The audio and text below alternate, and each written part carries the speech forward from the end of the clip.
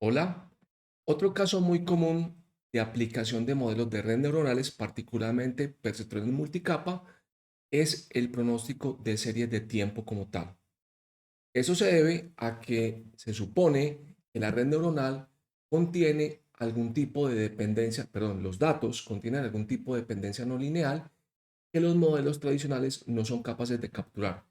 En ese sentido, entonces, se utiliza un perceptrón multicapa para capturar estas dependencias no lineales y por tanto se espera que la red neuronal permita obtener pronósticos más precisos que otras técnicas tradicionales usualmente utilizadas en la parte de estadística. En esta lección como tal, vamos a abordar el pronóstico de la serie de la fuerza de trabajo en el condado de Sutter como tal. Esta es una serie que es mensual, hay varios años, unos 20 años más o menos, como de datos para hacer el pronóstico y vamos a aplicar dos aproximaciones diferentes para construir el modelo como tal de redes neuronales. Adicionalmente, voy a aprovechar esta lección para introducir elementos conceptuales de la parte de series de tiempo. Bueno, pasemos entonces al caso. La definición del problema es la siguiente. La siguiente serie registra el número total de personas empleadas mensualmente como mano de obra en el condado de Sutter en California para el periodo comprendido entre enero de 1946 y diciembre de 1966. La serie entonces tiene un total de 252 observaciones. En este caso entonces deseamos construir un modelo de pronóstico usando perceptrones multicapa. Se deben usar los primeros 228 datos, es decir, entre enero de 1946 y diciembre de 1964, para especificar el modelo, esto es, determinar su estructura y computar sus parámetros óptimos. Y los 24 datos restantes, es decir, los siguientes 2 años, que van de enero de 1965 a diciembre del 66, para evaluar el pronóstico del modelo un mes adelante como muestra de datos de testing, o sea, para hacer el pronóstico por fuera de la muestra de calibración como tal. Los datos aparecen en la celda 1 directamente y están definidos como una lista. La serie tiene el siguiente aspecto. Esta gráfica la hemos construido con Matplotlib. En primer lugar estamos cambiando el tamaño de la figura a 14:5 y lo que hacemos es que graficamos la serie con puntos para los datos y un guión que indica la línea continua como tal entre dato y dato para poder ver la serie como tal. El K es color negro y graficamos la malla de puntos como. Adicionalmente, graficamos una línea vertical de color azul eh, punteada para indicar la separación entre la muestra de entrenamiento y la muestra de prueba. Esta es la figura como tal. Y en ella vemos entonces que hay una tendencia creciente. Uno diría que hay un crecimiento en esta parte, que es diferente posiblemente a este, y que en algún punto por acá aumenta el crecimiento en el uso de mano de obra como tal. Los datos son mensuales, este primer dato es enero, y por aquí en un punto de estos aparece diciembre como tal. En este caso entonces, lo que podemos ver en la figura es que claramente hay una estacionalidad asociada a los periodos de mano de obra, posiblemente, por ejemplo, recogida de productos agrícolas, donde la cosecha se produce, por ejemplo, una vez al año. Este tipo de comportamiento es típico de muchas series económicas y financieras en las cuales hay una ciclicidad asociada al año. Por ejemplo, la gente está pobre en enero porque ya gastó toda la plata en diciembre y hay solamente unos gastos asociados, por ejemplo, a la compra de útiles de los colegios de los niños. Asimismo, también, por ejemplo, en el sector turístico hay unos meses que son fríos y unas épocas calientes donde todo el mundo entra a vacaciones, como son, por ejemplo, el periodo intersemestral alrededor de junio y julio y el final de año donde se dispara la ocupación de hoteles. Ahí vemos también un comportamiento cíclico típico, el cual debe ser modelado para poder pronosticar correctamente con ese tipo de modelos. Pasemos entonces al análisis exploratorio de los datos. En series de tiempo se acostumbra entonces utilizar la función de autocorrelación simple y mide la relación que hay entre un dato y el anterior. Esto busca entonces determinar cuáles valores hacia atrás son significativos o que tienen relación con el valor actual para usarlos como regresores en el pronóstico.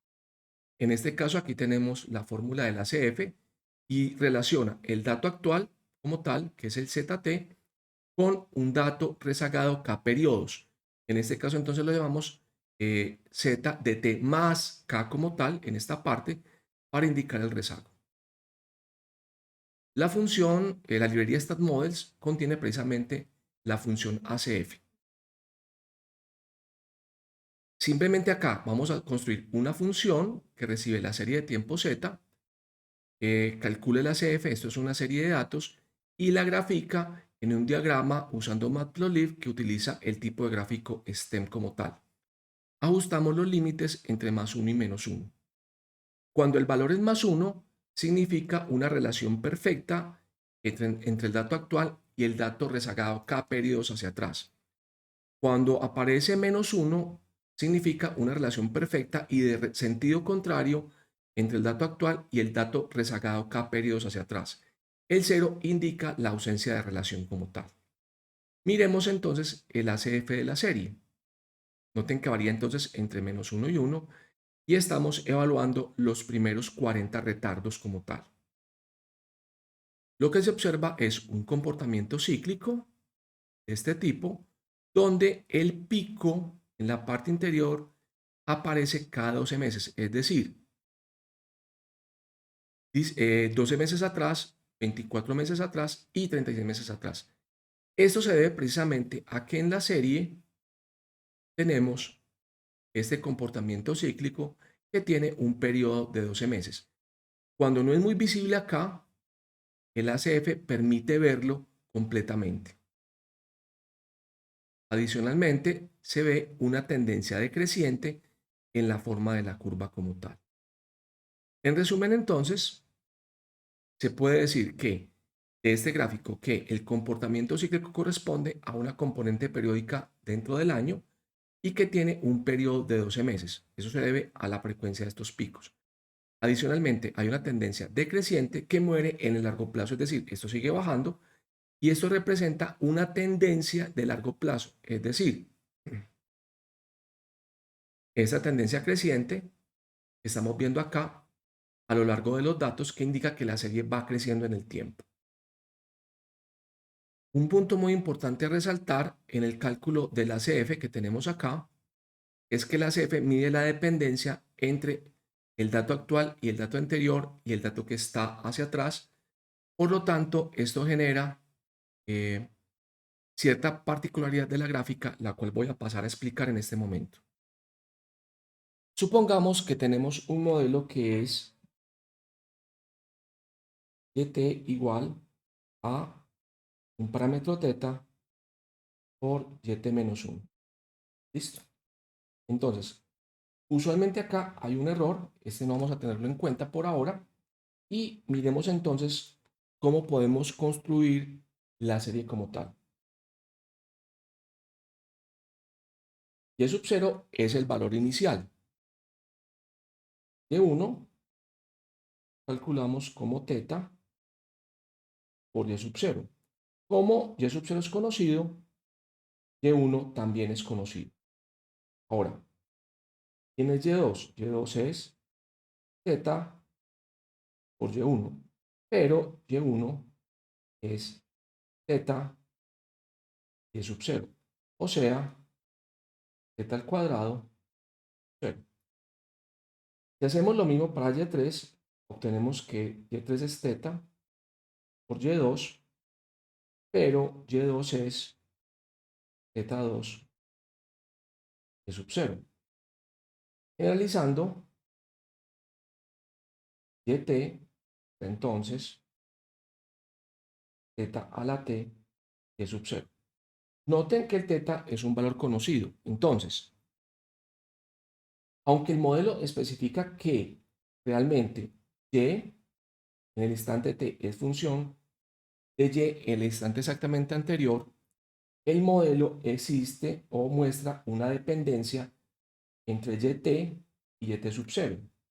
De esta manera, entonces, como este parámetro θ usualmente está entre -1 y 1, es lo usual, entonces este valor, a medida que el coeficiente t va creciendo, va haciéndose más pequeño. Entonces, si yo hiciera una gráfica de la dependencia, me diría, yt con yt tiene un valor de 1, completamente dependiente consigo mismo, entre yt y yt menos 1, que es el caso de y1 y y sub 0 que tenemos aquí en la parte de arriba, tendrá entonces este, pero dos rezagos atrás tendrá este, tendrá este, tendrá este. Entonces, realmente lo que pasa es que se va viendo esta figura en que decrece, aunque la relación real únicamente es en el rezago 1. Ahora entonces, ¿cómo se alivia este problema?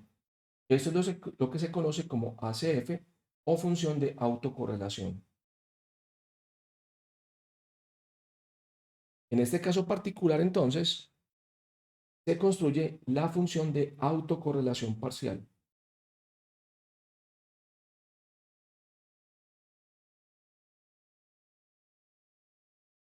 o ACF.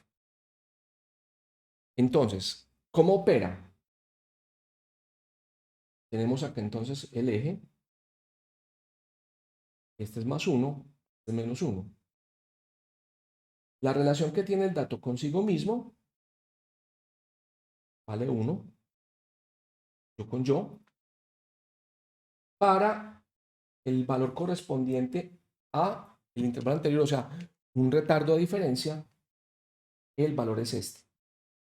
Pero el valor del PAF, o realmente la utilidad de esta función, es que cuando pasamos al rezago 2, el cómputo como tal elimina el efecto que tiene este retardo 1.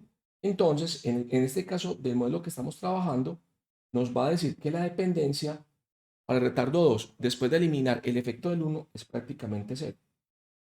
Y así hacia los demás retardos como tal. Esto implica entonces que la función de autocorrelación parcial me permite extraer los retardos que realmente tienen significancia, porque a veces puede ser muy complejo saber cuáles son los retardos significativos.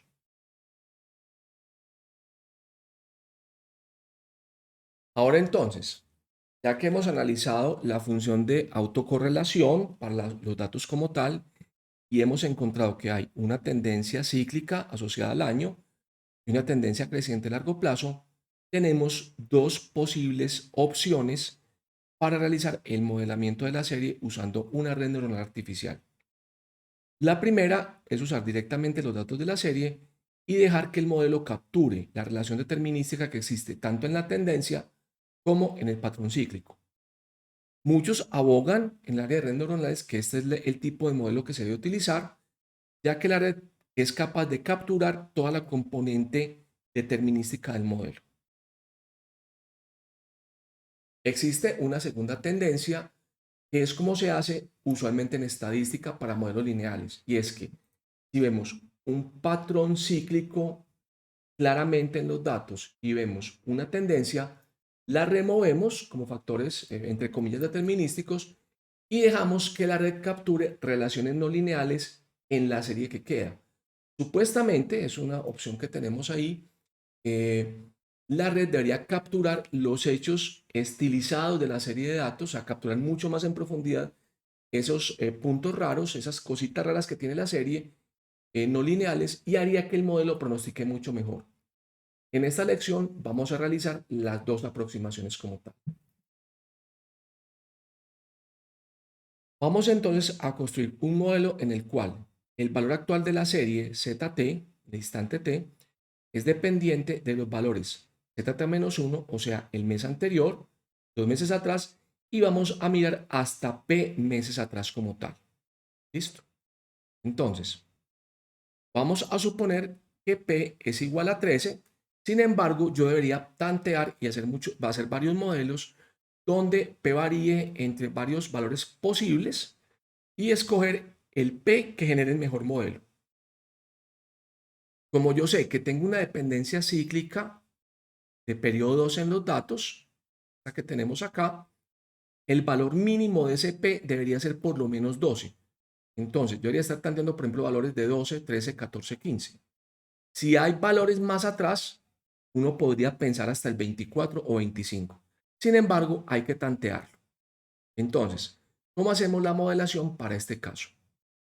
Importamos NumPy, importamos el escalador min-max de scikit-learn, creamos el escalador y se lo aplicamos a la serie de datos como tal.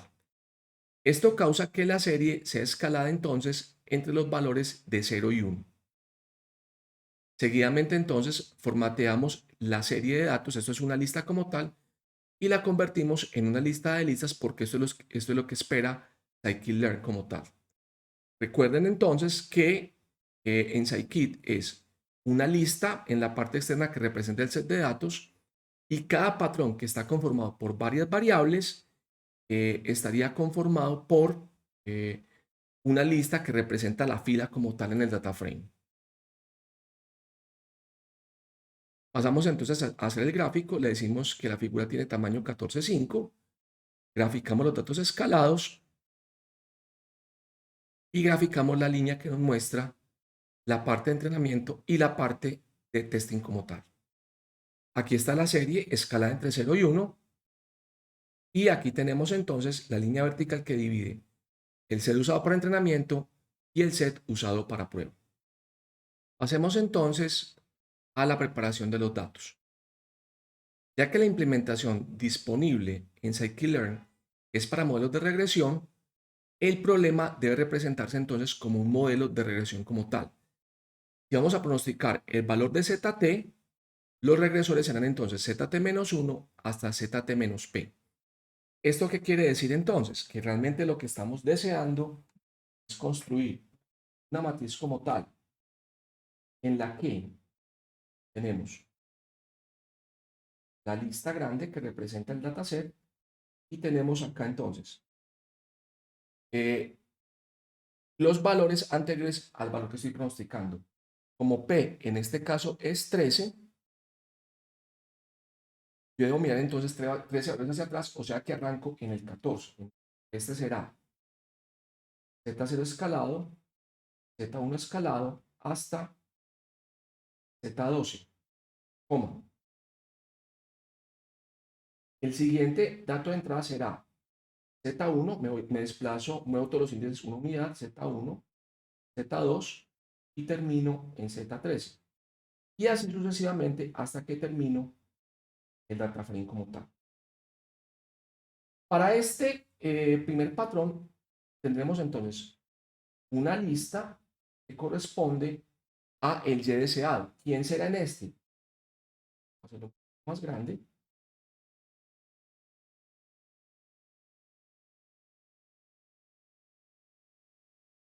Vamos esto hacia abajo. Este será para el primero.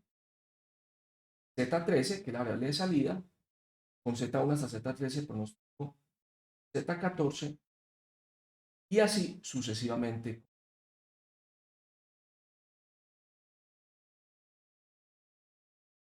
En el código lo que voy a hacer entonces es crear una lista vacía en la cual voy a agregar como tal un comprehension. En esta celda entonces vamos a construir la matriz de regresores. Entonces P es igual a 13, tenemos X que va a ser el data frame que usamos para entrenamiento y validación y lo que hacemos es que recorremos entonces los índices o filas o los datos, el índice de los datos como tal. Entonces, vamos a arrancar en P-1, es decir, en el dato 12. Y vamos a ir hasta el 252-1. Esto es por la forma en que se recorren los datos. Entonces, si estoy pronosticando el 13, yo arranco realmente en el 12 como último dato. Entonces, básicamente esta lista lo que hacemos es que le agregamos una lista formada por este comprehension que tenemos acá. Noten entonces que n va desde 0 hasta p. Entonces, si son 13 datos, este va a ser desde 0 hasta 12. Entonces, ¿quién es el primer dato de esta lista que tenemos en el comprehension? Va a ser t-0, o sea, Si P vale 13, va a ser igual a, si va a ser igual a 12, va a ser igual a 12. El siguiente es el punto en 11, el punto en 10, hasta que el último dato es el punto para T igual a 0 como tal. Cuando pasamos al siguiente ciclo, entonces P aumenta en 1, pasamos al 13, entonces arrancamos dato en 13, 12, 11, 10, después dato en 14, 13, 11, 11, y la longitud como tal viene a ser entonces la cantidad de rezagos que estamos tomando. En la siguiente celda imprimimos la longitud de esta matriz que tenemos, la cual entonces vemos que tiene 239 patrones como tal para entrenamiento. Seguidamente, entonces, en la celda 8, hacemos el entrenamiento de la red neuronal como tal. Para ello, importamos el MLP Regressor, definimos h igual a 1, este valor es definido arbitrariamente, y deberíamos tantear con distintos valores de h. Es decir, ya tenemos dos fuentes de variación: la cantidad de retardos que miramos hacia atrás y la cantidad de neuronas en la capa oculta.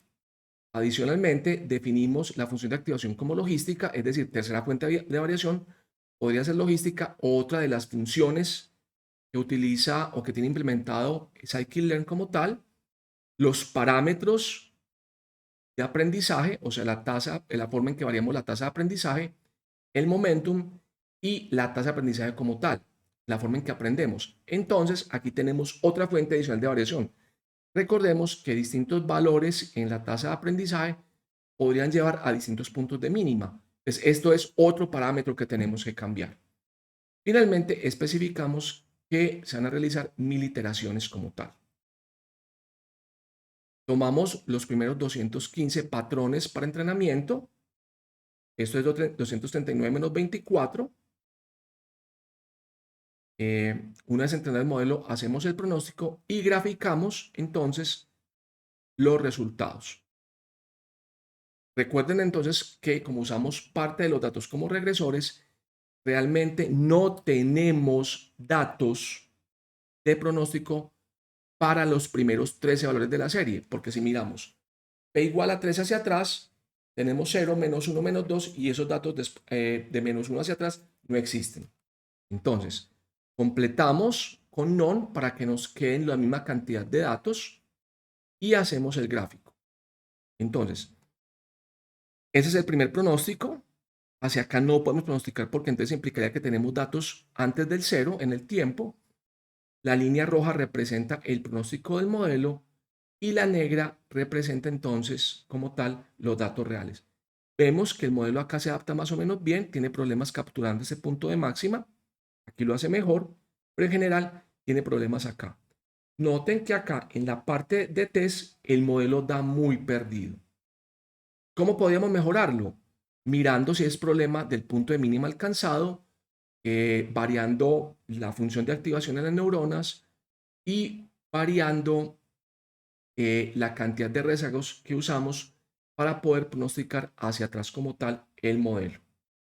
Un punto muy importante que tenemos que resaltar acá es que los datos escalados realmente no me sirven como pronóstico y yo debo volver a la escala original de los datos. Entonces, se desescala el pronóstico como tal para llevarlo a las unidades reales, y para eso utilizamos la función inverse transform de la escala que creamos cuando preparamos la información como tal. En este caso entonces desescalamos los pronósticos y aquí podemos ver entonces la serie desescalada y su pronóstico como tal también desescalado, que es realmente lo que nos interesa. Pasemos entonces al segundo modelo. En este caso entonces vamos a utilizar la serie transformada, eliminando la tendencia y el ciclo como tal. Este procedimiento es el comúnmente utilizado en toda la parte de estadística aplicada y econometría, y por tanto es fundamental conocerlo. Acá juzgamos el modelo por precisión y no por el cumplimiento de criterios estadísticos. ¿Esto qué quiere decir? Usualmente en la parte de econometría, en la parte de estadística, los modelos tienen unos supuestos como tal. Por ejemplo, normalidad de los residuales, incorrelación de residuales, varianza constante. Sin embargo, en el caso de Machine Learning y el caso de analítica que nos interesa a nosotros, realmente juzgamos más el modelo por la precisión. Acá, en este caso particular, no vamos a centrarnos en la verificación de cumplimientos estadísticos, sino realmente cuál modelo logra pronosticar con mayor precisión los resultados como tal. Entonces, vamos a proceder a hacer el modelamiento como tal y esto corresponde a la remoción de la tendencia en el primer caso. Es así entonces como vamos a generar una nueva serie de datos, vamos a llamarla D1, esto es diferenciación de orden 1 y lo que hacemos es lo siguiente. Para eliminar la tendencia, restamos el dato actual menos el dato anterior. Esto lo hacemos mediante un comprehension como tal. Para poder observar qué es lo que queda, hacemos un gráfico de esta serie data de 1 como tal y analizamos el resultado de la gráfica. En este caso entonces vemos que efectivamente se ha removido la tendencia y nos ha quedado como tal el componente cíclico de periodo 12. Aquí es mucho más notorio el comportamiento y se ve mucho mejor cómo hay efectivamente una onda repetitiva que cambia en amplitud en algunos puntos como tal, que puede variar de año a año, pero que más o menos conserva la misma forma. Este patrón contiene dentro de sí mismo una componente que es determinística, la cual también deseamos eliminar. En este caso, entonces, para remover la componente cíclica, tomamos la serie transformada, esta que tenemos aquí en la parte de arriba, y hacemos la diferencia entre el dato actual y el dato 12 meses atrás como tal. Y esto permite entonces la remoción. Para ello, entonces, la nueva serie la vamos a llamar data D1, D12, es diferencia de orden 1, diferencia de orden 12, y lo hacemos mediante un comprehension como en el caso anterior. En este caso, entonces, noten que estamos haciendo la resta de la serie de 1, aquí la tenemos, del dato en t y el dato en t-12. Debemos tener en cuenta en la especificación del t, precisamente que tenemos datos es del 12 en adelante para poder hacer la diferencia como tal y no tenemos otra información para valores inferiores de t. El resultado es este. Esta es la serie después de eliminar tendencia y ciclo, que son componentes determinísticas, y esto es lo que pasamos entonces a modelar como tal. Lo primero que vamos a hacer en este caso es determinar cuáles son los retardos que debemos incluir en el modelo para obtener el mejor pronosticador, en este caso la red neuronal. Para ello, analizamos la función de autocorrelación. Este primer valor es de orden 0, es básicamente yo con yo, siempre tiene correlación 1 y se utiliza como referencia. Y el resto son los retardos. Aquí tenemos la función de autocorrelación parcial, donde se elimina la influencia de un retardo. Entre un retardo y el inicial, la influencia de los que están como en la parte intermedia. Es decir, cuando miramos el retardo 1, estamos viendo efectivamente la relación que hay entre el dato actual y el dato un periodo atrás. Pero cuando miramos el retardo 2, este punto que tenemos aquí, lo que miramos es la relación que hay entre el 0 y el que tiene dos periodos atrás, pero quitando la influencia del 1 que está en la mitad. De ambos gráficos podemos observar que aproximadamente la influencia importante se da más o menos hasta el retardo 12 o 13 como tal. Para efectos de modelamiento, acá vamos a escoger 12, pero realmente deberíamos tantear varios valores distintos de P para capturar la relación entre el dato actual y los datos pasados como tal. Al igual que en el ejemplo anterior, en el modelo anterior, vamos a hacer el escalamiento de los datos usando min-max-scaler. En este caso, entonces, construimos la serie data de 1 de 12 escalada y lo hacemos con el fit transform del scaler tal como hicimos en el ejemplo anterior. Seguidamente pasamos a construir el set de datos como tal a partir de la información contenida y procedemos entonces a hacer el gráfico como tal. Aquí, en este caso entonces, estamos construyendo la serie como tal. Construimos la gráfica igual que lo hicimos anteriormente para verificar el escalamiento como tal. Vemos entonces que la serie de datos queda definida entre el intervalo 0 y 1, donde el 0 es la diferencia más grande negativa y el 1 es la diferencia más grande positiva. Ahora, esta serie diferenciada tiene un total de 239 datos, ya que hemos eliminado un dato al hacer la diferenciación simple y 12 datos más al hacer la diferenciación de 12 meses atrás. Pasamos entonces a preparar el modelo. En este caso entonces vamos a tomar 13 rezagos hacia atrás, deberíamos tantearlos y hacemos entonces la construcción de la matriz de regresores tal como hicimos en el primer modelo. Creamos un X vacío que recorre desde 12 hasta la longitud total de datos menos 1 y se van agregando listas creadas mediante un comprehension donde se van colocando las variables explicativas del valor actual, del T actual como tal. El valor actual lo asignamos a la variable D, que es el valor que deseamos pronosticar. Esta matriz X tiene 226 datos y la variable D, que es el valor que estamos pronosticando como tal, tiene 226 como tal. Seguidamente pasamos a la especificación del modelo de redes neuronales y en este caso entonces definimos un H arbitrario de 4 neuronas en la capa oculta. Podría ser una, podrían ser 10, no sabemos. Y ese valor tenemos que tantearlo. En la siguiente línea, fijamos la semilla del generador de aleatorios para que siempre dé la misma corrida.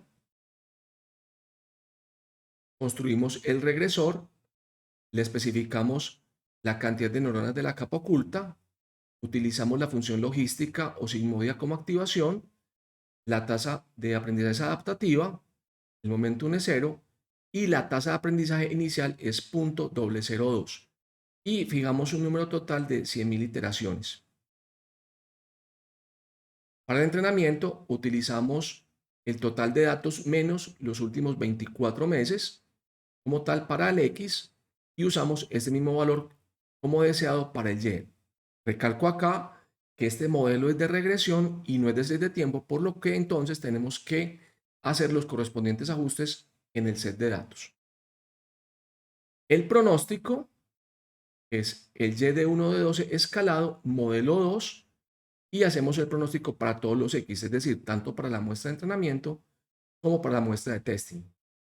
Seguidamente entonces hacemos el gráfico de los datos reales y el gráfico del pronóstico, como hicimos en el caso anterior, teniendo en cuenta que no tenemos pronósticos para la parte inicial de los datos y tenemos que ajustar con non los datos faltantes para que tengamos la misma cantidad de datos tanto en la muestra como en los pronósticos. Aquí vemos entonces el pronóstico, es una línea horizontal, no se pega muy bien, aparentemente poco captura la información como tal. Y aquí entonces que requerimos tantear otra cantidad diferente de neuronas en la capa oculta y posiblemente otros rezagos y otros valores de los parámetros de entrenamiento. Seguidamente debemos llevar los pronósticos a la escala de los datos. Entonces, lo que tenemos que hacer es aplicar las transformaciones inversas a las realizadas. Es decir, si nosotros hicimos primero la remoción de la componente cíclica, perdón, hacemos de última la remoción de componente cíclica, debemos arrancar por hacer esa transformación agregando la componente cíclica. Si primero utilizamos o en primera transformación utilizada fue la remoción de la tendencia, lo último que hacemos es agregar la tendencia como tal. Entonces, para este caso particular, lo que hacemos es agregar las componentes correspondientes para el escalado. Es decir, agregamos los datos iniciales para poder completar los datos que nos quedan faltando acá y poder hacer la transformación como tal. En la línea 7 y 8, lo que hacemos es que llevamos los datos del rango 0,1 al rango original mediante el escalado inverso de los datos a partir del escalador que utilizamos para hacer dicha transformación en el modelo. Seguidamente, lo que hacemos es devolvernos con la transformación del proceso cíclico como tal. Es decir, agregamos la componente cíclica y finalmente agregamos la componente de tendencia. Este punto quiero detallarlo de la siguiente manera. La serie original es E0, E1, E2 hasta T. Cuando yo calculo la diferenciación para eliminar tendencia, yo estoy encontrando una nueva serie que es Z1 igual E1, 0, A2, E2, 0, Z3 igual a Y2, con aquí es Y1, ya Y3 menos Y2 como tal. Y así sucesivamente. Entonces, el último dato, T mayúscula, sería T mayúscula menos T mayúscula menos 1. Entonces, esta serie es sin tendencia. Seguidamente, se computa una nueva serie que es la diferenciación de orden 12. Entonces,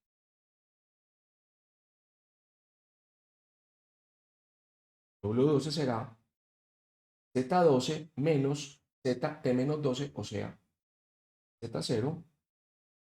La siguiente sería W13 igual Z13 menos Z1, W14 igual a Z14 menos Z2. Y así sucesivamente. Entonces, el último dato será WT igual a ZT menos ZT menos 12. Entonces, yo estoy pronosticando es esta serie, el pronóstico. Voy a aplicar el pronóstico. Entonces, si mi pronóstico es la serie W12, W13, W14 hasta WT, ¿cómo hago entonces para devolverme? O sea, ¿cómo calculo Z12 pronosticado? Entonces, si vamos a la parte superior, que es esta, de esta ecuación, entonces podemos coger y devolvernos. Entonces, ¿quién es Z12 pronosticado? Es W12 más Z0. ¿Quién es Z13 pronosticado? Será pronóstico de W13 más Z1 y así sucesivamente. Ahora, si tengo los Z, ¿cómo calculo el Y pronosticado? Entonces, si tengo el Z12 pronosticado, yo puedo decir entonces que el Y12 es igual al Z12, es un pronóstico, más el anterior, que es la fórmula que tenemos arriba, o sea, el Y11. Y así sucesivamente. Y esta es básicamente la transformación inversa que estamos aplicando como tal. Entonces, la variable y, M12 que tenemos acá, contiene el pronóstico de la Y para el modelo 2, o sea, cuando removemos tendencia y removemos ciclo estacional. En la celda 22, hacemos entonces el correspondiente gráfico de los pronósticos y obtenemos lo siguiente. Noten entonces que esta serie se pega mucho mejor en los bordes. Sin embargo, uno podría capturar mucho mejor esta relación acá trabajando sobre estos datos. Recordemos que estos resultados son dependientes de la función de activación, la cantidad de neuronas en la capa oculta, la cantidad de retardos y los parámetros de la optimización como tal. Entonces, por favor, tomen este modelo y encuentren la mejor red neuronal posible para la serie transformada. Ahora entonces podrían comparar el anterior y este. Hay un punto crucial que también se tiene en cuenta y que yo no lo he realizado acá por efectos de no complicar más el asunto, y es el siguiente. uno podría aplicarle una transformación a la serie como tal antes de hacer todo el modelamiento, como por ejemplo el logaritmo natural. Eso con el fin de hacer la serie más lineal, que no sea tan dependiente del nivel y que se comporte mejor. Entonces le adicionaríamos al proceso de modelado la posibilidad de que la serie se le haga el modelamiento en bruto, que es el que tenemos acá, más la serie transformada con algún tipo de transformación no lineal que la modifique antes de hacer el modelamiento. Entonces tendríamos una gama muy grande de modelos potenciales que tendríamos que verificar y de todos ellos escogeríamos el modelo que mejor pronostica la porción de testing y que se ajusta mejor a la porción de fitting como tal. Con esto entonces hemos llegado al final de esta lección de modelamiento de series de tiempo o pronóstico de series de tiempo con redes neuronales. Y como punto crucial los invito a que hagan un script que verifique todos estos tipos de transformaciones, que tantee distintos valores de P, que modifique la tasa de aprendizaje y demás parámetros que controlan cómo aprende el modelo y que le retorne el mejor modelo. Esto es lo que hacemos en la realidad cuando construimos un modelo de series de tiempo utilizando redes neuronales.